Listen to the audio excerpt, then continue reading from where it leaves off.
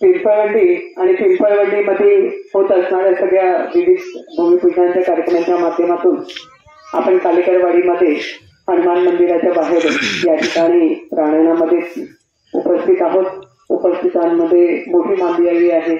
जसे की या ठिकाणी उपस्थित ज्यांनी आत्ताच माझं मामाचं गाव म्हणजे दुसऱ्या मामाच्या भाच्यावर अन्याय केला म्हणजे आमच्या मंगेश अण्णा त्यांच्यावर मामाचं गाव आणि त्याचबरोबर गणेश भाऊ कवडे या ठिकाणी उपस्थित असलेल्या तालुक्याच्या सभापती म्हणून काम पाहिलेल्या आपल्या संगीताताई बाग, त्याचप्रमाणे पंचायत समिती गटाचे दिलीपी गांजळे या ठिकाणी उपस्थित असलेले शेतकरी संघटनेचे अध्यक्ष अजित दादा, त्याचप्रमाणे निलेश भाऊ भुजबळ, निलेश भाऊ चव्हाण उपस्थितांमध्ये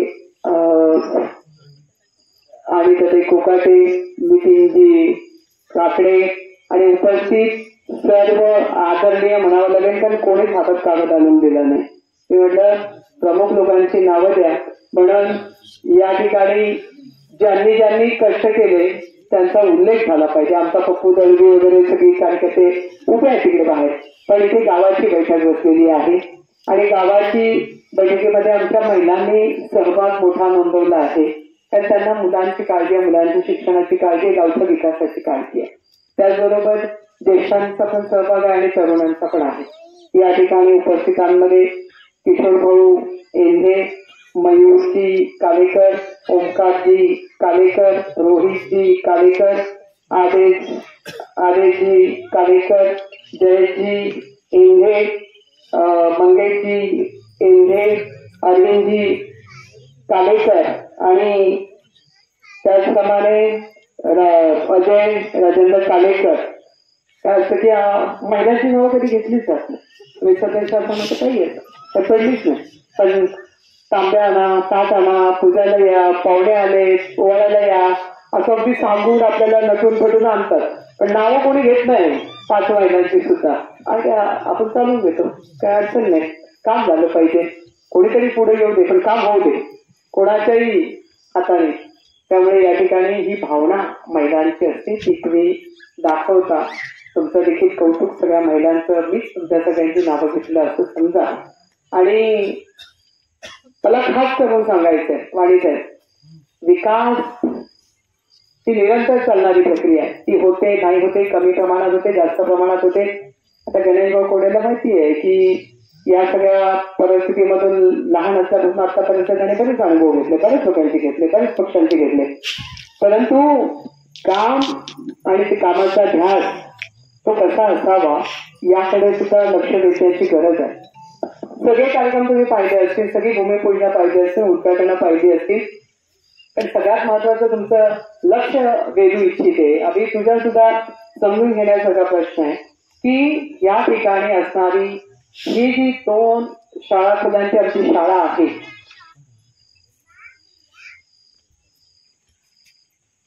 ती जिल्हा परिषद मालकीची आहे. काय आहे? जिल्हा परिषद मालकीची आहे. असं असून सुद्धा गेली 6 वर्ष ही काम होत नाही. काय होत नाही? काम झालं नाही. आता प्रश्न असा तुमच्या समोर मांडला गेला की बघा ते 8 लाखात काम होत नव्हतं ना, शाळा खोली कशी उभी करायची म्हणून ती शाळा झाली नाही. पण मुळात कोण बोलतंय त्यांना सांगा जरा. ज्यांना ऐकायचं नाही त्यांनी बाहेर जावं ना जरा. गरज नाहीये. महत्वाचं असं आहे की तुम्हाला कळावं, तुम्हाला समजावं की काम करणारा कोणताही प्रतिनिधी असेल, लोकप्रतिनिधी असेल, त्याच्या समोर अडचण जेव्हा येते त्यावेळी त्याची तो काय करतो, काय करू शकतो, त्याच्यात काय हुनर असला पाहिजे. आता हे तुमचं तर नेत्यांचं गाव आहे. दिग्गज नेते, एवढे दिग्गज नेते की त्यांच्या पुढे सगळे महाराष्ट्र पिका पडेल असे दिग्गज नेते. आणि म्हणून वाणीच्या तिकडे लक्ष वेधायला सांगते की ज्या शाळेचे पैसे पडले टाकणारे पण आमचे, म्हणजे गावातलाच प्रतिनिधी पैसे टाकतो, शरद लेणे हे पैसे टाकतात. माझं गाव आहे, माझ्या गावातली कालेकर वस्ती आहे, त्यांनी पैसे टाकले, प्रामाणिकपणे टाकले. परंतु हे काम होईना. माझ्या लक्षात आलं की अरे काम का होत नाहीये. म्हणून मी सहज विचारलं, ताईंना विचारलं, सदस्याला विचारलं. त्याच्यानंतर माझ्या लक्षात आलं की अरे शाळाची जागा आमची आणि कामही करू देत नाही. कोण जो उतारा पाहिजे, जे कागदपत्र पाहिजे ते डॉक्युमेंट द्यायला तयार नाही. आणि मग संघर्षाला सुरुवात झाली. त्यांना सगळ्यांना वाटलं होतं की इथे काय आता होणार नाही, की आपल्याला मालकीची म्हणायला तयार नाही, म्हणजे गावाला गावची आहे असं मानायला तयार नाही. पण मी लढा दिला. लढा असा दिला की 8 लाखाचे 10 लाख करू शकलो असतो, 2 लाख टाकले असते, म्हटले असते त्याला खोली बांधून मोकळे व्हा. मी असं नाही केलं, काम चुकारपणा नाही. का तर सगळ्यांना कळलं पाहिजे की कागदपत्रामध्ये कुठल्याही माणसाला अडचण आली तर ती त्याला सोडवता आली पाहिजे.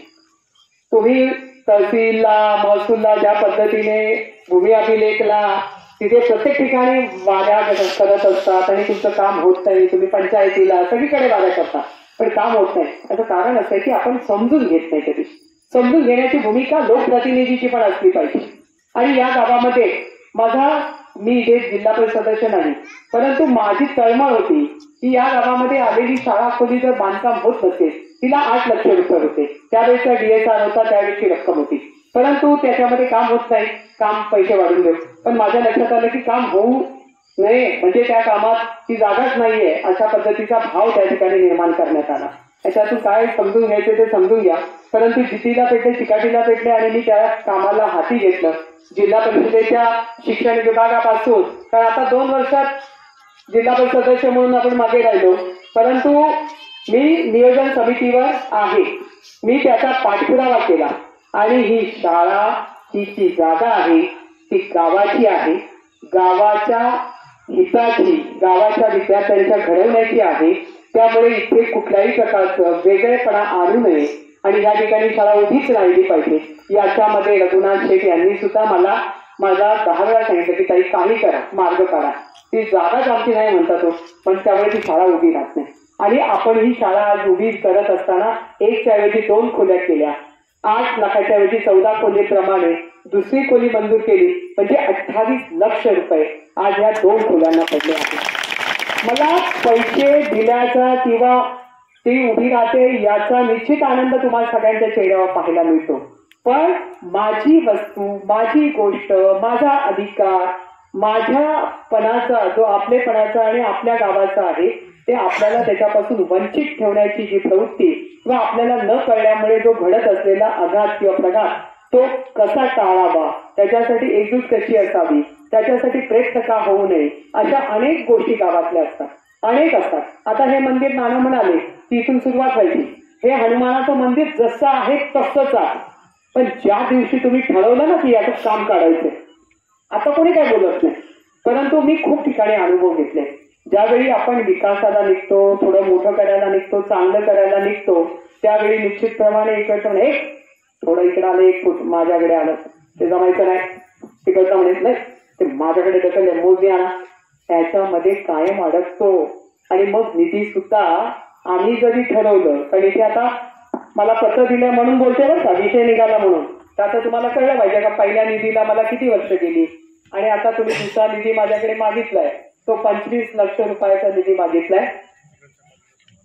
नाही, कुठेही असू दे, मंदिर कुठेही असू दे, आपल्याला द्यायचं आहे. देण्याबद्दल नाही बोलत आहे मी, परंतु या ठिकाणी आपण सांगितलंय की ग्रामस्थांची पिंपळवंडी, जुन्नर जिल्हा पुणे येथील विविध विकास कामांच्या कामामध्ये त्यांनी मागणी केलेली आहे आणि त्याला अनुसरून त्यांनी सांगितलंय की आपण आम्हाला मागणीनुसार कालेकरवाडी कमलजा माता मंदिर, बरोबर, या मंदिरासाठी आपण 25 लाखाची मागणी केली.